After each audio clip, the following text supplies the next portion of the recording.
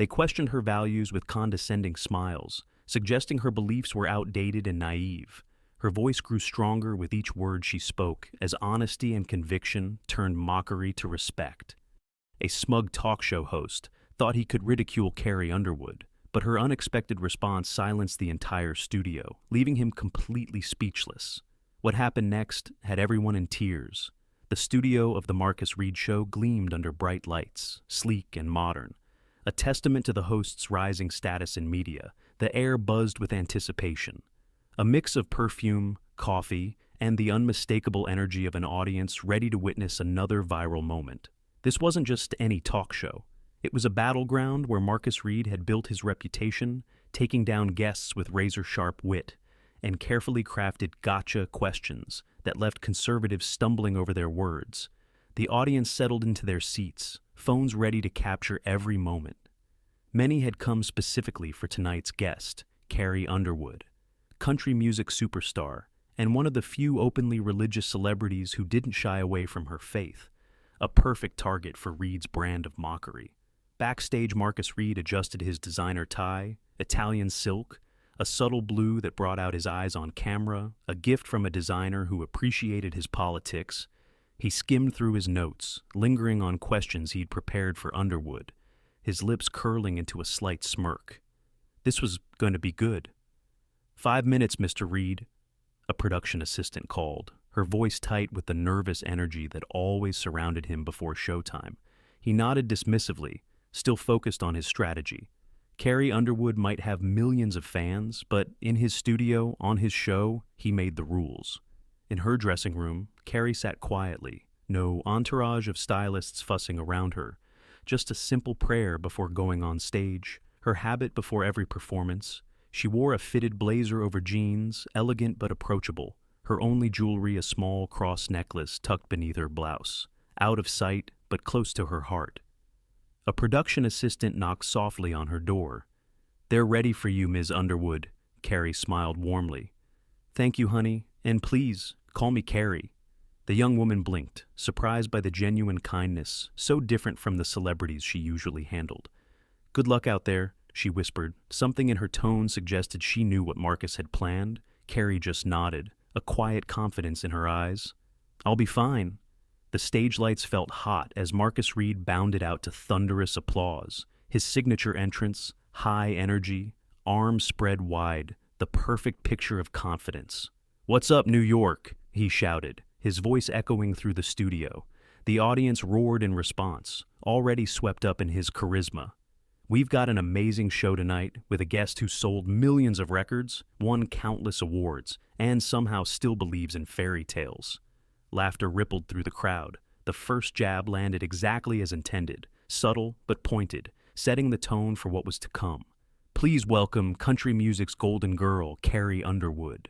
The audience applauded, though not as enthusiastically as they had for Reed, as Carrie walked onto the stage, her smile genuine, her wave natural, not the practiced gesture of most celebrities.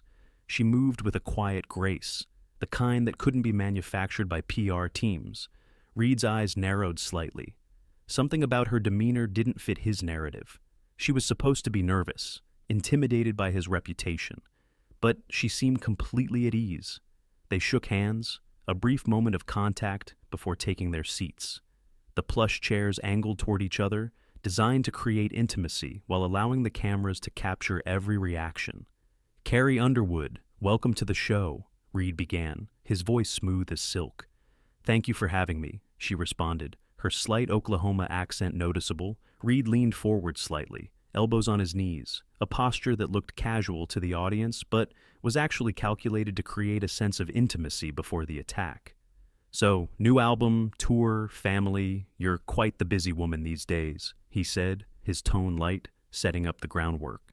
"It's a blessing," Carrie answered, the word not lost on Reed, who caught it like a fisherman feeling the first nibble. "A blessing," he repeated, his tone shifting ever so slightly. "That's an interesting word choice," Carrie met his gaze steadily. "It's how I see it," Reed smiled, the kind that never reached his eyes. "You know, I've always been fascinated by your whole wholesome country girl image in an industry that's usually anything but." The audience chuckled, recognizing the shift in tone. the prelude to what they had come to see. "Is it an image?" Carrie asked, her question simple but direct. Reed waved a hand dismissively. "Oh, you know what I mean. The faith, the family values, the songs about Jesus." He emphasized the last word just enough to make it sound ridiculous. A couple audience members laughed nervously. "It's who I am," Carrie replied, her voice still steady, unwavering. Reed raised an eyebrow. "Really? Because I have to say, it feels a bit performative." The word hung in the air. A direct challenge. A producer offstage shifted nervously. This was more aggressive than they had planned so early in the interview, but Reed was known for going off script when he sensed vulnerability. Carrie tilted her head slightly, her expression unchanged. "Performative how?" Reed leaned back in his chair, settling in for what he believed would be his moment to shine. "Well, let's be honest, Carrie. You're a smart businesswoman. You've built an empire selling this image of traditional values, small-town America, God and country. But you live in a mansion, travel in private jets, and move in circles that are anything but traditional." The audience tensed, some shifted uncomfortably in their seats. Others leaned forward, eager for conflict. Cameras zoomed in on Carrie's face, waiting for signs of anger, defensiveness, anything they could clip for social media later. But her expression remained calm, almost curious, as if she was genuinely interested in his perspective, not offended by it. Reed continued pressing. "Don't you think there's something a little hypocritical about that? Singing about Jesus and heaven while cashing seven-figure checks?" A woman in the front row inhaled sharply. Even for Reed, this was bold.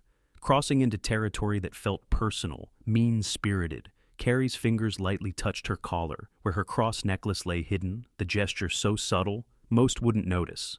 But the camera caught it, a moment of centering, of grounding herself. Reed mistook her silence for discomfort, a sign that his strategy was working. He pressed harder. "I mean, come on.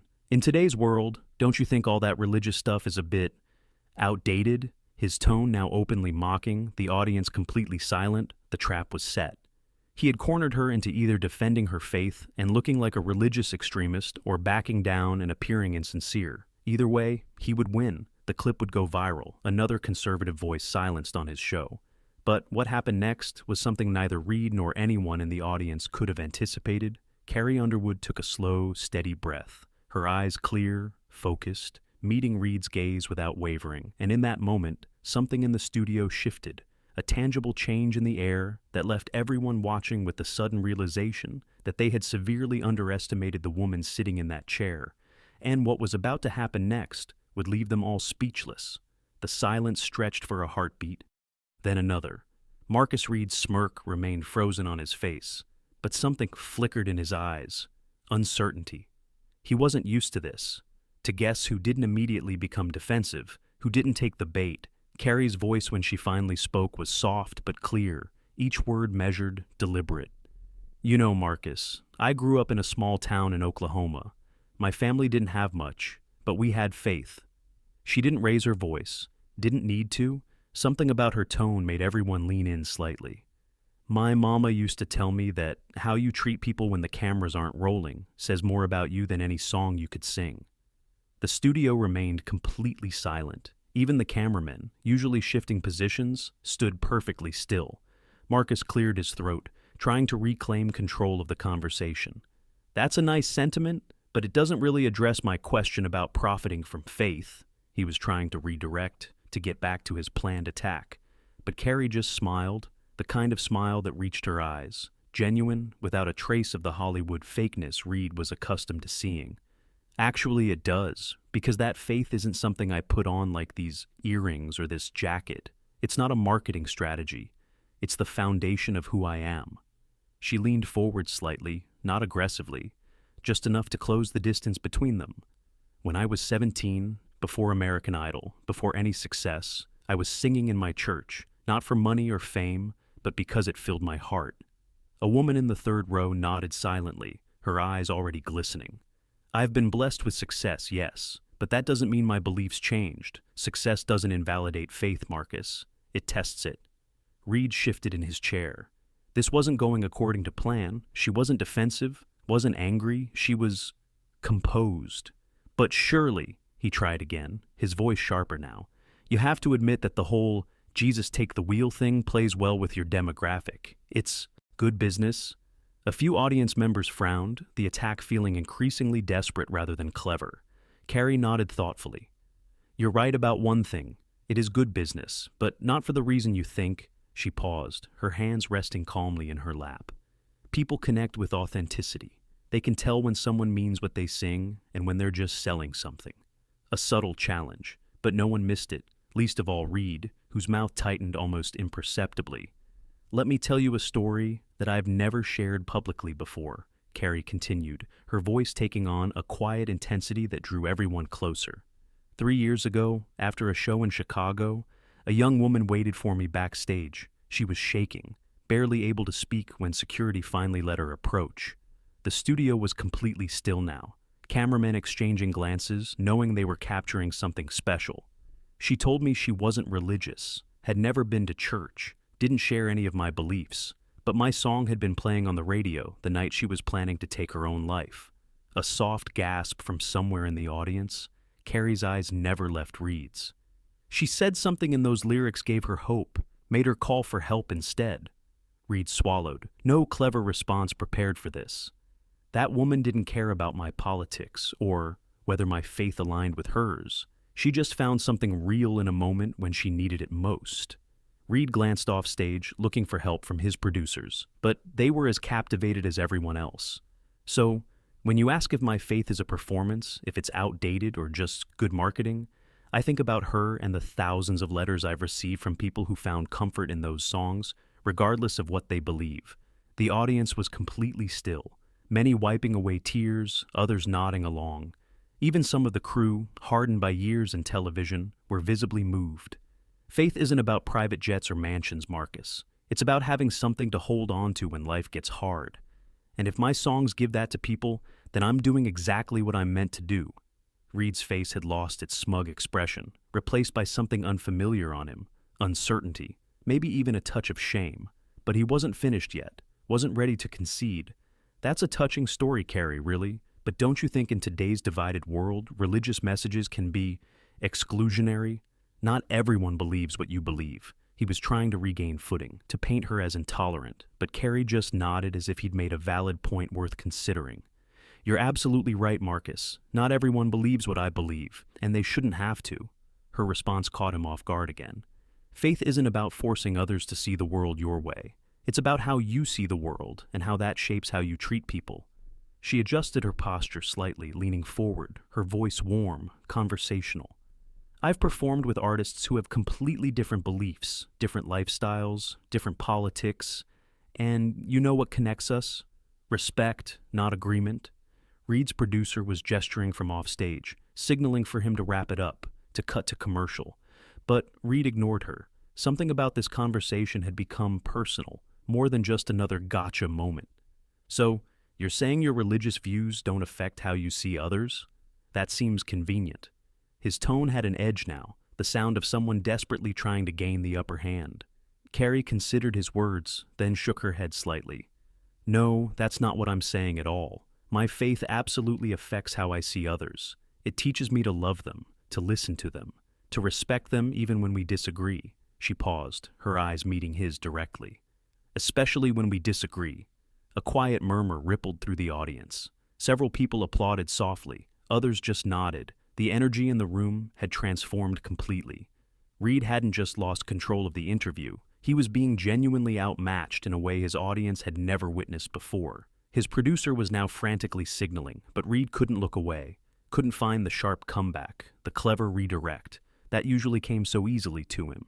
In the front row, a young man with purple hair and multiple piercings was nodding along with Carrie's words, his expression thoughtful, next to him.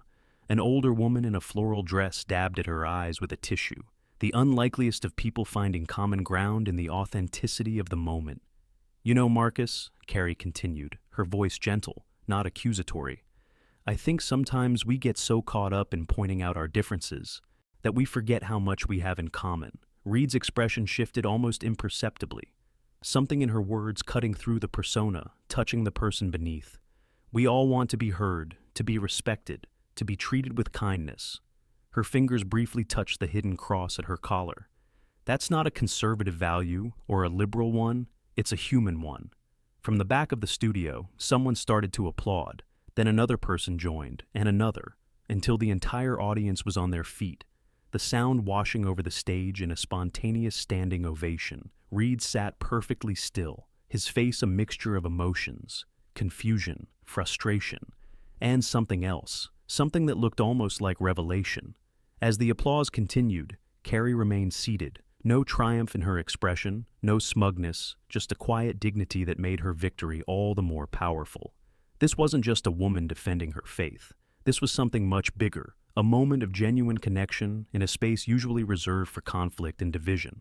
And as the producer finally succeeded in catching Reed's attention, frantically motioning to cut to commercial, everyone in that studio knew they had just witnessed something extraordinary, something real in an industry built on performance. The cameras would soon stop rolling, the audience would eventually quiet down. But what happened next would change more than just this interview. It would shake the very foundation of Marcus Reed's carefully constructed world. We'll be right back after these messages. Reed's voice was tight, professional, but lacking its usual confidence. As the on-air sign dimmed and cameras temporarily stopped rolling, the applause continued, audience members turning to each other, some wiping away tears, others simply nodding in silent agreement. The energy in the room was unlike anything the show had experienced before. Backstage was chaos, producers huddled together, whispering urgently, scrolling through phones where social media was already exploding with clips from the interview. "What the hell was that?" Reed's executive producer hissed, storming toward him as he stepped off stage for the commercial break. She was supposed to be an easy target. Reed's jaw tightened, his eyes darting toward Carrie, who remained in her seat, chatting warmly with a young production assistant who had approached her with a bottle of water. "I need 2 minutes," Reed muttered, brushing past his producer, heading toward his dressing room, the door slamming behind him. Inside, he stared at his reflection, the carefully cultivated image of the fearless TV host who never backed down, who always had the last word. But tonight something had shifted. He splashed cold water on his face, trying to regain his composure. This wasn't over. He would turn this around. Back on stage, Carrie sat quietly, seemingly unbothered by the commotion around her. A makeup artist rushed over, dabbing powder on her forehead. But there was little to fix, no nervous sweat, no smeared makeup from tears, just the same composed presence she had maintained throughout. "You're doing great," the makeup artist whispered, a break in the usual professional distance. Carrie smiled, appreciating the gesture. "Just being myself." In the control room, network executives were already calling in. The show normally aired with a slight delay, giving them time to edit if needed, but the segment was going viral in real time, unfiltered, unedited, raw. "Don't cut anything," the senior exec ordered, surprising everyone. "This is television gold, even if Reed's getting his ass handed to him." The producer hesitated. "He's got 3 more segments planned, all designed to make her look bad. Should we cancel them?" The executive considered this, then shook his head. "No, let him dig his own grave. The ratings are already through the roof." 90 seconds to air, Reed emerged from his dressing room, composed but with a hardness in his eyes. He approached Carrie as she sat waiting, the studio still buzzing with energy. "Nice performance," he said, voice low enough that only she could hear. A last attempt to rattle her, to suggest her authenticity was just an act. Carrie looked up at him, her expression neither angry nor smug, just peaceful. "I'm sorry you see it that way," she replied simply. Something in her tone made Reed pause. It wasn't the defensive response he had hoped for. It was something else entirely.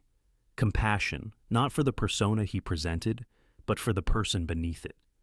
Before he could respond, the floor director called out, 30 seconds! Reed took his seat, adjusting his tie, a nervous habit he rarely displayed. The audience had settled back in, a different energy now. They weren't waiting for blood. They were waiting for truth. And we're back in 5, 4, 3. The silent count of 2, 1, then the on-air sign illuminated, cameras rolling once more. Reed's smile returned, professional, practiced, but not reaching his eyes. Welcome back to the Marcus Reed Show. We're here with country superstar Carrie Underwood, having quite the conversation. He tried to sound casual, as if the previous segment hadn't just upended everything. Carrie, before the break you were sharing some thoughts on faith, but I'd like to shift gears slightly. He glanced down at his notes, a prepared question designed to corner her. You've been criticized by some for not being vocal enough on certain social issues, particularly those that might conflict with your religious beliefs. The attack was shifting. If he couldn't make her faith seem fake, he would make it seem problematic. Some say your silence on these issues makes you complicit in systems of oppression. How do you respond to that? The trap was set. Another impossible position. Speak out and alienate her conservative fans, or stay silent and confirm his narrative. But Carrie again seemed unruffled. You know, Marcus, that's actually something I think about a lot. She leaned forward slightly, engaging with the question rather than deflecting it. I believe my primary calling is to make music that connects with people, that gives them hope, joy, strength in their daily lives. Reed opened his mouth to interrupt, to press harder, but Carrie continued. But I also believe that how I live my life matters more than any statement I could make on social media. The audience was silent again, hanging on her words. I support numerous charities privately, work with organizations that help women and children regardless of their background or beliefs, and try to treat everyone I meet with dignity and respect. She paused, allowing her words to settle. I've found that sometimes the loudest voices on social issues aren't always the ones making real change in people's everyday lives. A murmur of agreement rippled through the audience. Reed shifted in his seat. But don't you think, as someone with a platform, you have a responsibility to speak out? His tone was pushing harder now, almost desperate. Carrie considered his question. I think I have a responsibility to use my platform wisely and with purpose, she said carefully. Sometimes that means speaking out. Sometimes it means taking action. And sometimes it means creating music that helps people through their darkest moments without adding to the noise of an already divided world. A woman in the audience called out, "Amen." Others nodded in agreement. Reed's producer was frantically signaling from offstage, urging him to move to the next segment, but Reed ignored her. Something about this conversation had become personal, a challenge to everything he thought he knew. That sounds nice in theory, he said, his voice regaining some edge. But in practice, isn't it just a convenient way to avoid taking a stand? Carrie's expression remained thoughtful. I think the problem today is that we've confused taking a stand with taking sides. The simplicity of the statement landed with unexpected weight. We've reduced complex issues to sound bites and hashtags, expecting everyone to pick a team and stick to the script. Reed stared at her, the irony of her words not lost on him. The world isn't that simple, Marcus, and treating it like it is isn't helping anyone. In the control room, the executives watched in awe as viewership numbers continued to climb, social media exploding with each exchange, but not with the usual partisan reactions, with something much rarer, thoughtful reflection from across the political spectrum. She's not just beating him, one exec murmured, she's completely changing the conversation. Back on stage, Reed tried again. But surely you must have opinions on the major issues facing our country. He was grasping now, trying to find any angle that would put her on the defensive. Carrie nodded. Of course I do. We all do. But I've learned that how we express those opinions matters just as much as having them. She gestured gently toward the audience. Look at this room. People from all walks of life, different backgrounds, different beliefs, all listening to each other right now. That's rare these days, and it's valuable. Reed followed her gaze, saw the diversity of the audience, saw them nodding in agreement regardless of what they had come expecting. I guess what I'm saying is, I'd rather create spaces where different people can come together than contribute to pushing them further apart. The studio was completely still, absorbing her words. Reed sat silently for a moment, the usual rapid-fire follow-up absent. For perhaps the first time in his career, he seemed to be genuinely listening, considering, not just waiting for his chance to speak. A cameraman wiped at his eye, quickly hoping no. One noticed the floor director stood motionless, clipboard forgotten at her side. Even the most cynical staff members, hardened by years in the business, felt something shift in the room. You know, Reed finally said, his voice softer than before, almost thoughtful. I've done over 500 interviews, and I don't think I've ever had one quite like this. It wasn't what anyone expected him to say, least of all his production team, who exchanged shocked glances. Carrie smiled, a genuine warm smile. Maybe that's not such a bad thing, she replied quietly. For a moment, they simply looked at each other, the carefully constructed barriers of host and guest, liberal and conservative, attacker and defender, falling away, revealing just two people in a conversation that had somehow become real, and in studios and living rooms across the country, millions watched in stunned silence as something remarkable unfolded. Not a takedown, not a viral moment of conflict, but a glimpse of what could be possible if we stopped trying to defeat each other and started trying to understand. The show would continue, but nothing would be the same after this moment, and everyone watching knew it. The next segment was supposed to be about Carrie's music, a seemingly innocent topic, but Reed's team had prepared a series of clips, selective edits of her songs and interviews, designed to paint her as out of touch, disconnected from modern culture. But as the floor director counted down to their return from the second commercial break, Reed made a decision, one that would stun his production team. "Change of plans," he muttered into his earpiece just seconds before going live. "Scrap the video package," his executive producer's voice crackled back, panic evident even through the static. "What? We can't just do it," Reed cut her off, his tone leaving no room for argument. The control room erupted into frantic activity, directors and technicians scrambling to adjust the rundown on the fly. The floor director's eyes widened in surprise, but she recovered quickly, giving Reed the countdown. 5, 4, 3, the silent 2 and 1. The on-air light glowed red once more. "Welcome back to the Marcus Reed Show." Reed's voice had changed, the performative edge gone, replaced by something more authentic, more human. "We're here with Carrie Underwood, having what I can only describe as one of the most unexpected conversations of my career." The audience murmured in agreement. Some even chuckled, acknowledging the obvious understatement. Carrie smiled, a subtle expression, neither smug nor self-congratulatory, just present, fully in the moment. "Carrie," Reed continued, leaning forward slightly. "We have a segment prepared with clips and commentary, questions designed to create tension, to generate headlines." The admission was unprecedented, a host revealing the machinery behind the spectacle. The producer was gesturing wildly off stage, mouthing what looked like threats, but Reed continued. "But I don't think that's what this conversation needs." A stillness settled over the studio, the audience holding their breath, not sure what was happening, but sensing it was something significant. "Instead," Reed said, his voice dropping slightly, becoming more conversational, less performative, "I'd like to ask you something real." Carrie nodded, encouraging him. "What makes you continue to believe in a world that often seems determined to reward cynicism over faith?" It wasn't the gotcha question everyone had expected.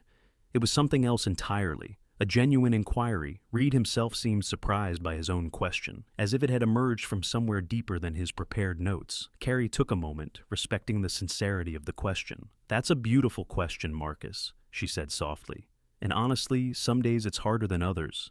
The unexpected vulnerability created an intimacy in the studio that reality TV producers spend millions trying to manufacture.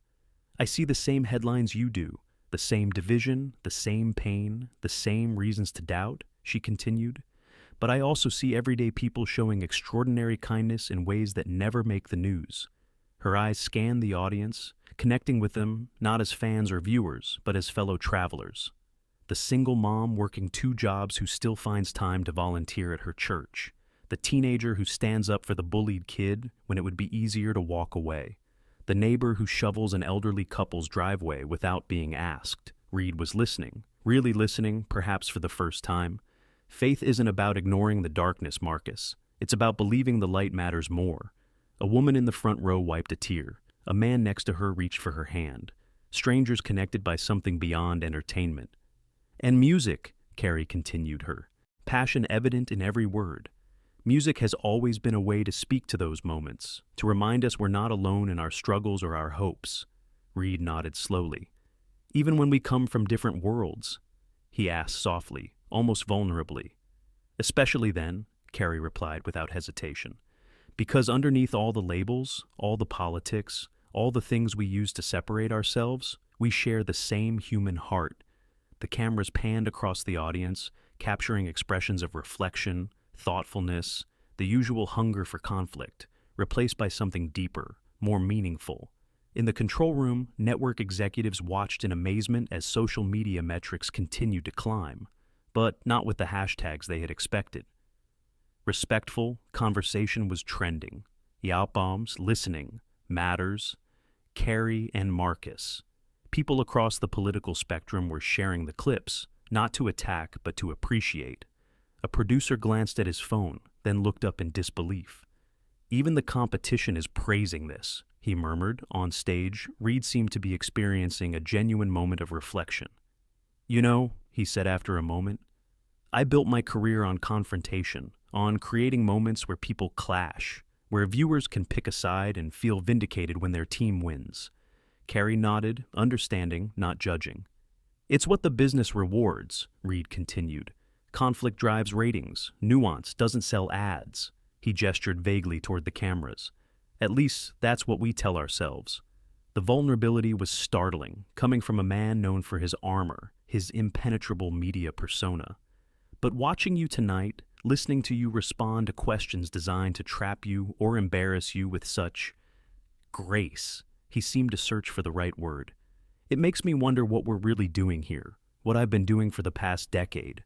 A production assistant dropped her clipboard, the soft clatter breaking the silence. No one moved to pick it up. Too transfixed by what was unfolding, Carrie leaned forward slightly.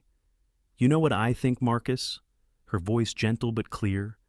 I think people are hungry for something real, something that doesn't divide us into teams, something that reminds us we can disagree without destroying each other. Reed nodded slowly. Maybe, he conceded, but it's harder than it looks, Carrie smiled. The most important things usually are. The audience was completely silent, witnessing something rare in modern media, a genuine human connection across the divide, the unspoken acknowledgement that beneath the performance, the politics, the personas, were just people trying to make sense of a complicated world. We have about a minute left, Reed said, glancing at the clock. Normally, I'd try to end with something provocative, a final gotcha moment to leave the audience buzzing. He shook his head slightly, a small self-deprecating smile. But instead, I'll just ask, what would you like people to take away from this conversation? Carrie considered his question. I think I'd want people to remember that it's possible to stand firm in your beliefs without standing against other people. She paused, letting the words settle. That listening doesn't mean surrendering, that respect doesn't require agreement, and that sometimes the most powerful thing we can do is just see each other as human beings first. Reed nodded, for once without a clever retort, without trying to have the last word.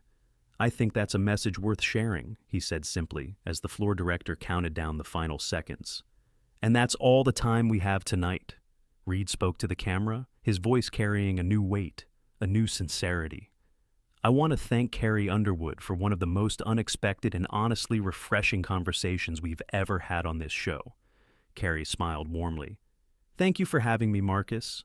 As the credits began to roll, the audience rose to their feet, not with the performative enthusiasm of a typical talk show crowd, but with a genuine appreciation for what they had witnessed. A real moment in an industry built on artifice. Backstage, the chaos was immediate. Producers arguing about what had just happened. Network executives on the phone trying to make sense of the unprecedented shift. But in the midst of it all, Reed and Carrie stood together, just off camera, a moment of quiet amidst the storm. That wasn't what I expected, Reed admitted, his voice low, meant only for her. Carrie smiled. Sometimes the best conversations aren't the ones we plan. Reed nodded, considering her words. My producer is probably drafting my termination letter as we speak, he said with a small laugh, but Carrie shook her head. I doubt it. Authenticity still connects, even in this business. She held out her hand, not for the cameras, not for show. Just one person reaching out to another.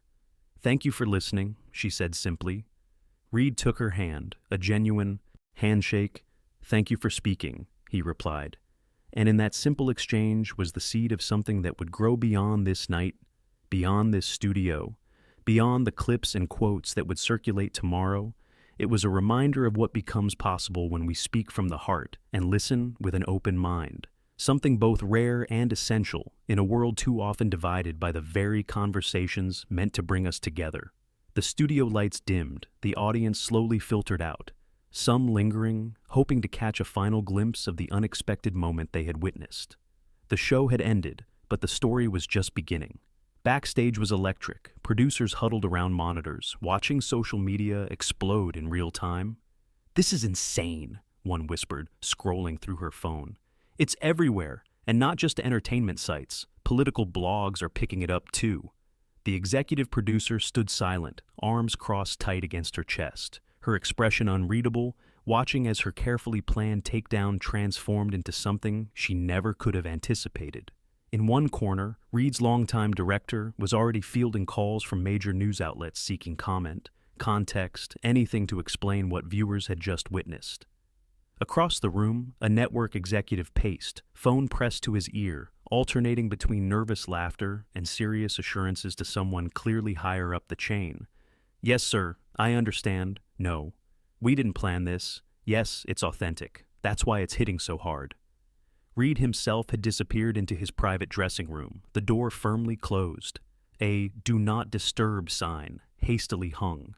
For the first time in years, he had asked for complete privacy. No assistants, no producers, no media handlers, just silence. A moment to process what had happened to him out there.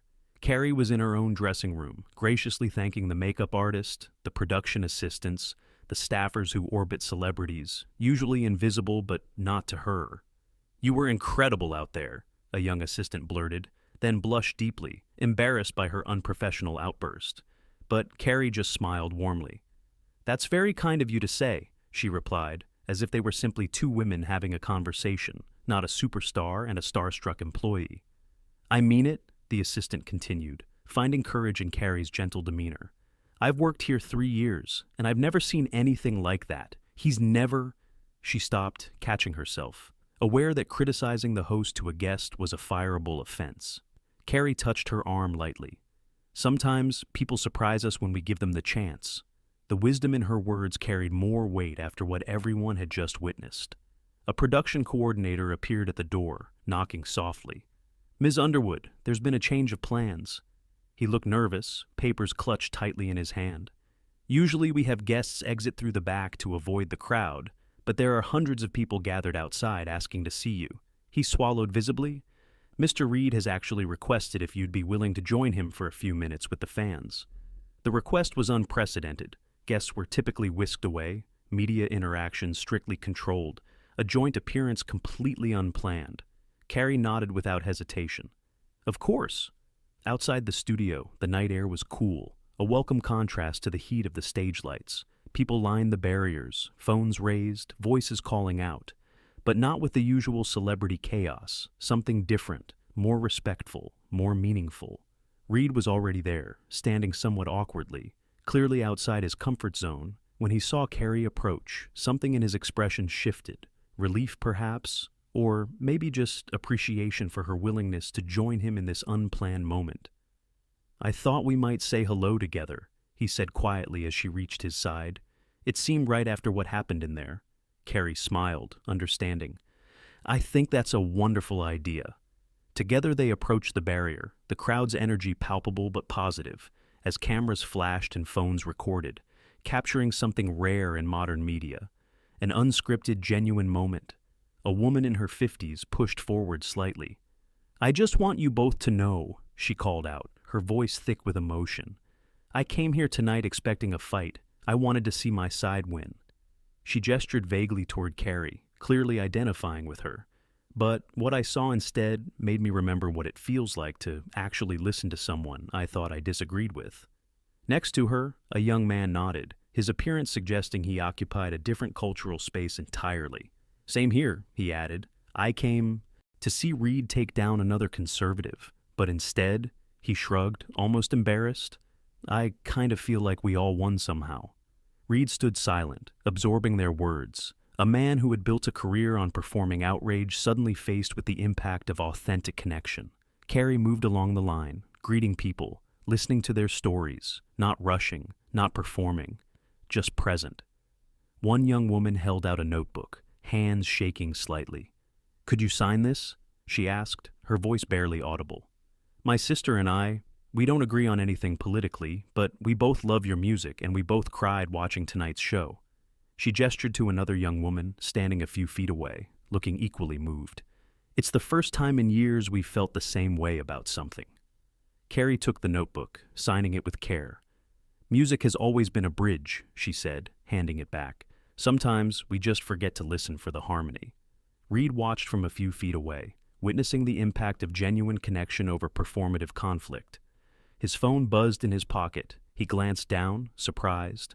"Turn on CNN now," the text from his producer read, followed by another. "You're trending #1 worldwide," and another. "Every network is covering this."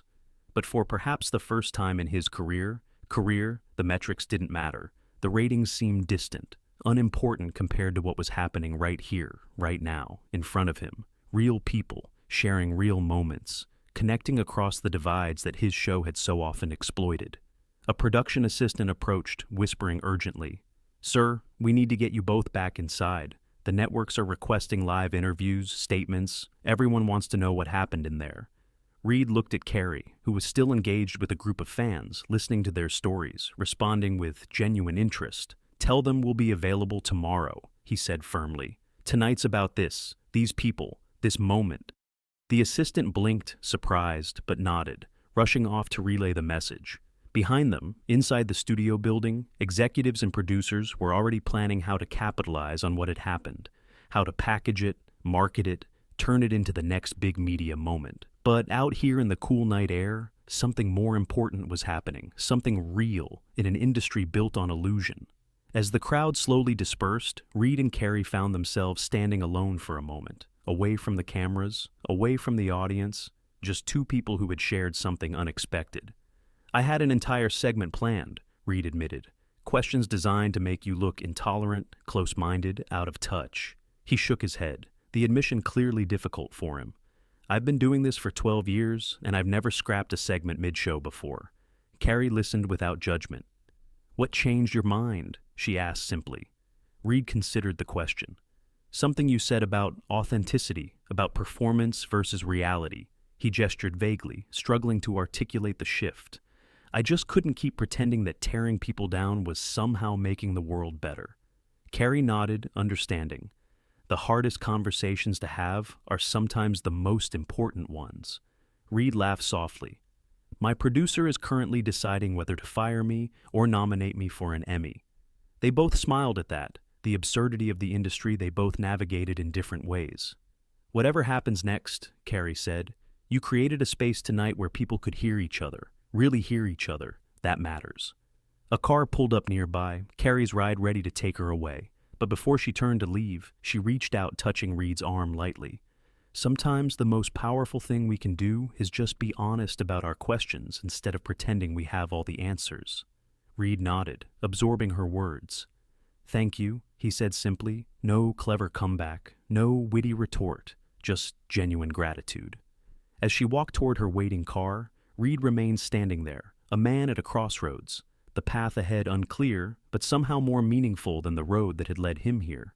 His phone continued to buzz, messages pouring in. Everyone wanted a piece of the moment, an explanation, a quote, a follow-up interview. But for now, he just stood there, watching as Carrie's car pulled away, contemplating what had just happened and what might come next. A production assistant approached tentatively. "Sir, the network president is on the line. He says it's urgent." Reed nodded, the real world rushing back in. He knew tomorrow would bring questions, scrutiny, analysis.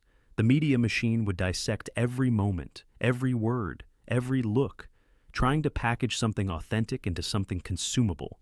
But for tonight, for this moment, he had experienced something real, and no matter what came next, that couldn't be taken away. As he turned to head back inside, a text message appeared on his phone from an unknown number. "Thank you for listening. Carrie." 3 simple words, but they carried the weight of something profound, something transformative, something true. By morning, the interview had become more than just a viral moment. It was a cultural touchpoint, something people referenced, shared, and discussed in ways that transcended the usual celebrity news cycle.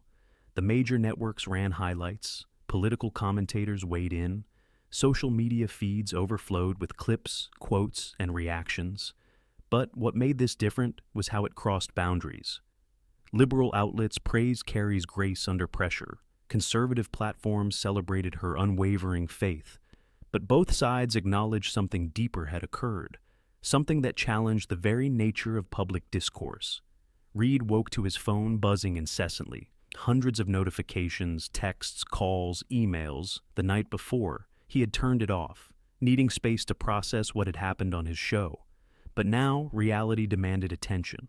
His executive producer had called 17 times, the network president 5, even competitors were reaching out, offering exclusive interviews. The story had legs, but not the kind anyone had expected. He scrolled through headlines, his name paired with Carrie's everywhere. Marcus Reed and Carrie Underwood show America how to disagree. Unexpected moment of unity on late-night television. What Reed and Underwood can teach us about listening, and his personal favorite from a major conservative outlet that had criticized him for years. Reed shows courage in vulnerability, a lesson for all media. Not a single headline mentioned winners or losers, takedowns or ownage.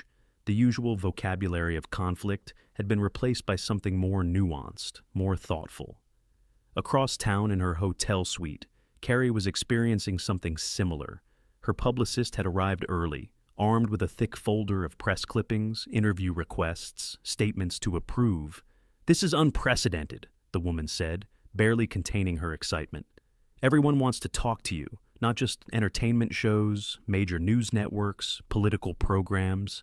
Even universities are calling, asking if you'd speak about civil discourse." Carrie sat quietly, sipping her morning tea. "That's not why I went on the show," she said softly. "I was just there to be myself, to share my music, my faith." The publicist nodded quickly. Of course, but this opportunity is enormous. We could really capitalize on this moment." Carrie looked up, meeting her gaze. "I think that's exactly what we shouldn't do." Her voice was gentle but firm. "The reason last night resonated is because it wasn't strategic. It wasn't packaging faith or values for public consumption. It was just real." The publicist hesitated. "But your platform, your influence, it's expanded overnight." Carrie smiled. "And the best way to honor that is to stay true to why it happened." She set her cup down.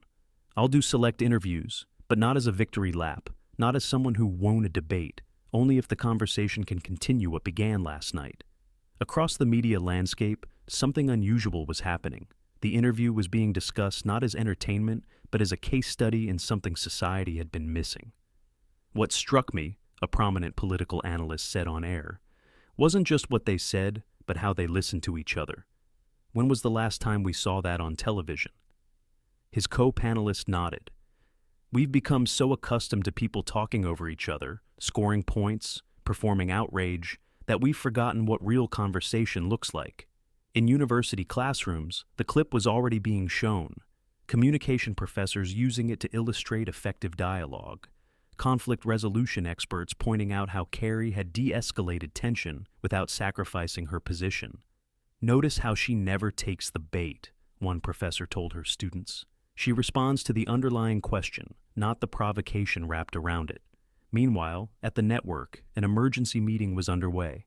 Executives, producers, legal teams, all trying to determine what this meant for the Marcus Reed show. "The numbers are beyond anything we've seen," the head of analytics reported.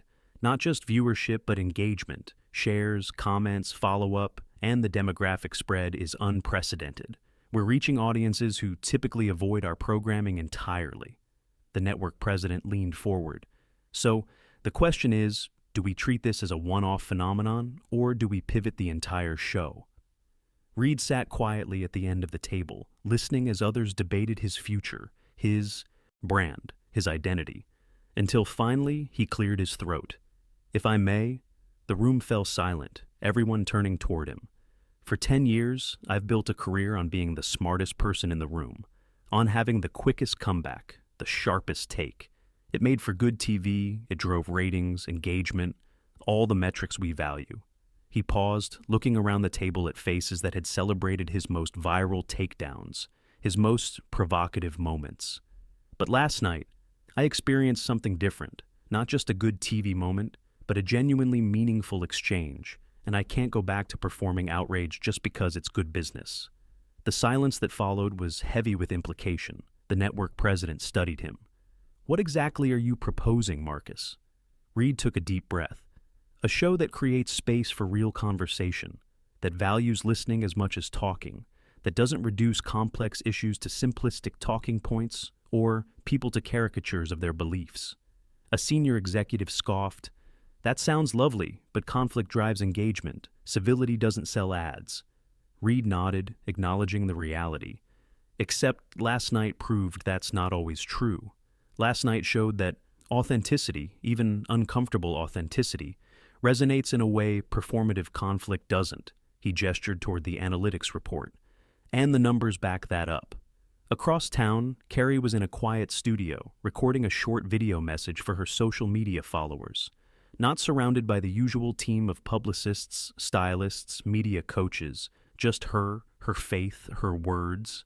"I want to thank everyone for all the kind messages about last night, but this isn't about me or Marcus Reed or who won a conversation." Her eyes were clear, direct, honest. "It's about remembering that behind every opinion, every belief, every disagreement, are real people with real stories. And when we take time to listen, really listen, something beautiful happens." She touched the cross around her neck, no longer hidden beneath her collar. "My faith teaches me that love matters more than winning, that understanding matters more than proving a point. And last night reminded me that sometimes the most powerful thing we can share with someone isn't our opinion, but our attention." Her words spread quickly, not with the usual celebrity viral speed, but with something deeper, more meaningful. People sharing it not to signal tribal affiliation, but because it spoke to a hunger for connection across divides. By mid-afternoon, something unexpected happened. Reed's publicist received a call from Carrie's team. A simple question. Would Reed be interested in a joint interview? Not to rehash the viral moment, but to continue the conversation they had begun, to model what respectful dialogue looks like even between people with different views. Reed didn't hesitate. Yes, the interview was scheduled, not on his show, not on any platform that either controlled, but on neutral ground. A respected journalist known for depth over drama would moderate. The news spread quickly, creating anticipation. Not for conflict, but for connection. That evening, as Reed sat in his apartment, away from the noise, the hot takes, the analysis, his phone buzzed with a text from Carrie. Nervous about tomorrow? He smiled, typing back, terrified. Much easier to argue than to listen. Her response came quickly. Truth is always harder than performance, but it's the only thing that really matters. He stared at those words from someone he had planned to ridicule just 24 hours earlier, someone whose faith he had dismissed, whose values he had targeted. And yet, here she was, still extending grace, still choosing connection over combat. Reed set his phone down, walked to the window, looked out at the city lights, and for the first time in years, felt something that had been missing from his life, his work, his purpose, clarity. Not the clarity that comes from having all the answers, but the clarity that comes from being willing to ask better questions, to listen to the answers even when they challenge you, especially when they challenge you, because sometimes the most important conversations aren't the ones that confirm what we believe, but the ones that invite us to see beyond our own perspective, to recognize that even across the deepest divides, our shared humanity runs deeper still. The venue chosen for their joint interview was symbolic in its simplicity. Not a flashy network studio with dramatic lighting and sleek furnishings, but a community theater in downtown Manhattan. Intimate, neutral, unpretentious. A space where art and conversation had coexisted for decades. The audience was carefully selected. Not the usual mix of fans and tourists eager for celebrity sightings, but a diverse cross-section: teachers, ministers, community organizers, students, activists, social workers, people committed to building bridges rather than fortifying walls. As Reed waited backstage, he could hear the soft murmur of voices, a different energy from his usual shows. No chants, no applause signs, no warm-up comedians priming the crowd for conflict and drama. Just people gathering with genuine curiosity about what might unfold. In a small room nearby, Carrie sat quietly, no entourage surrounding her. Just a simple prayer, a moment of centering herself in what mattered most. When a production assistant appeared to let her know they were ready, she nodded, thanking the young woman by name. "Are you nervous?" the assistant blurted. then immediately blushed, embarrassed by her unprofessional question. But Carrie just smiled. "A little," she admitted. "The most important conversations are usually the ones that make us vulnerable." The assistant nodded, something in Carrie's words resonating with her own experience. "Well, everyone out there, they're really here to listen, not just watch, if that makes sense." Carrie's smile deepened. "That makes all the difference." The moderator, Emma Chen, was respected across political lines, known for her depth, her fairness, her commitment to substance over spectacle. As the lights dimmed, she walked onto the stage. No dramatic entrance, no flashy introduction. Just a woman with a purpose. "Good evening," her voice warm but measured. "Tonight isn't about debate or discussion or even dialogue in the usual sense." She looked out at the attentive audience. "It's about something we've nearly forgotten in our public discourse. The art of listening, of genuine curiosity, of being willing to sit with discomfort rather than rushing to comfortable conclusions." She gestured toward the side of the stage. "Please welcome Carrie Underwood and Marcus Reed." The applause was respectful, appreciative but subdued, not the raucous greeting of entertainment, but the thoughtful welcome of engagement. They entered from opposite sides of the stage, meeting in the middle, shaking hands before taking seats arranged in a small semicircle.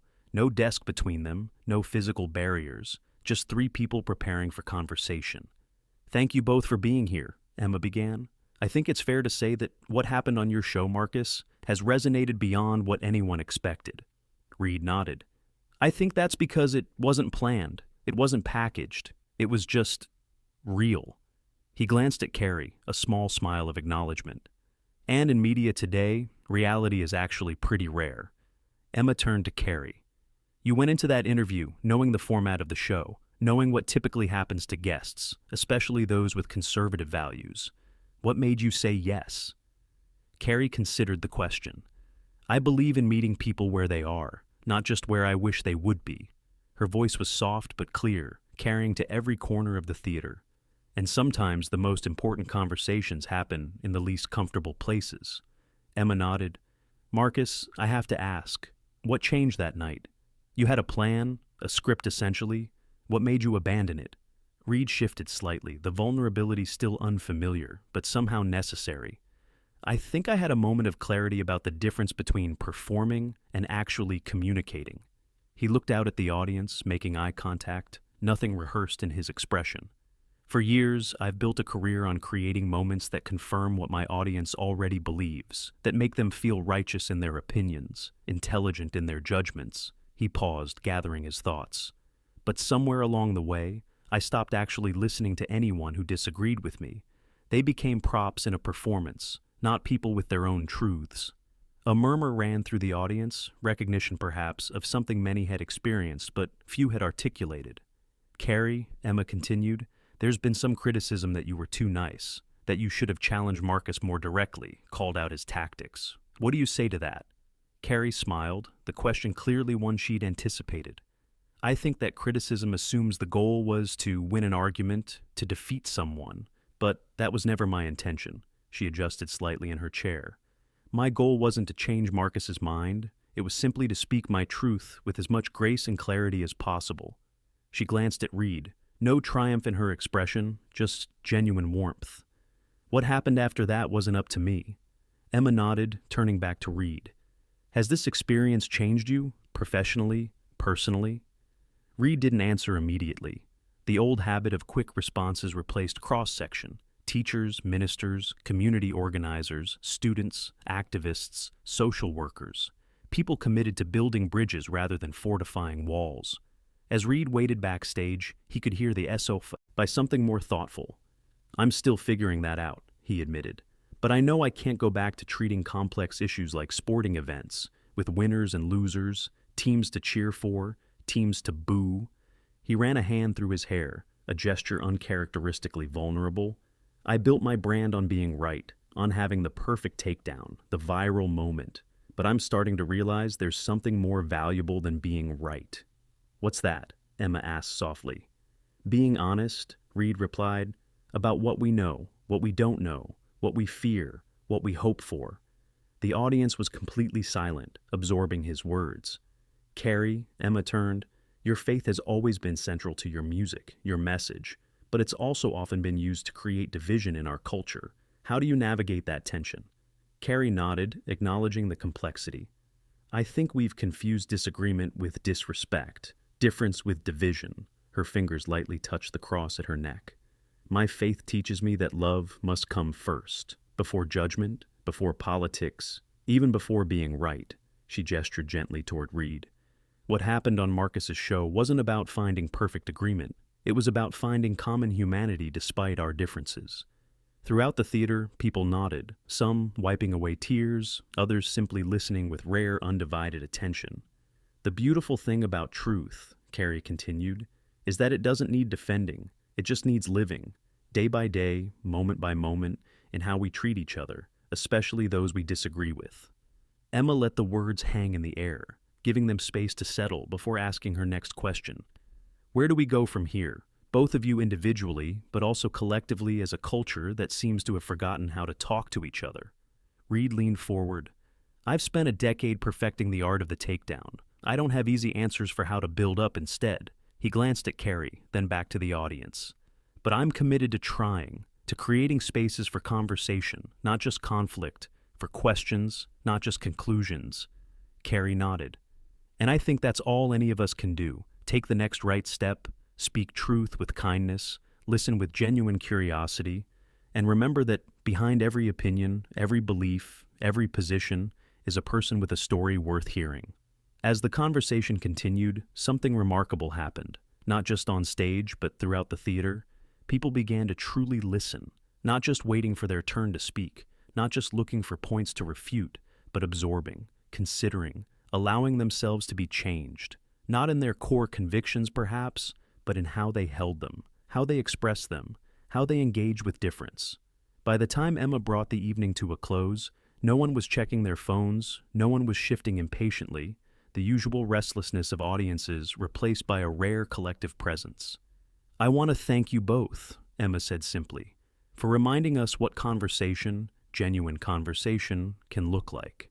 The applause that followed wasn't the typical celebrity adulation. It was something deeper, more meaningful, recognition of something essential that had been demonstrated, not just discussed. As people filed out of the theater, conversations continued. Strangers sharing perspectives, finding unexpected common ground, not in their conclusions, but in their shared humanity.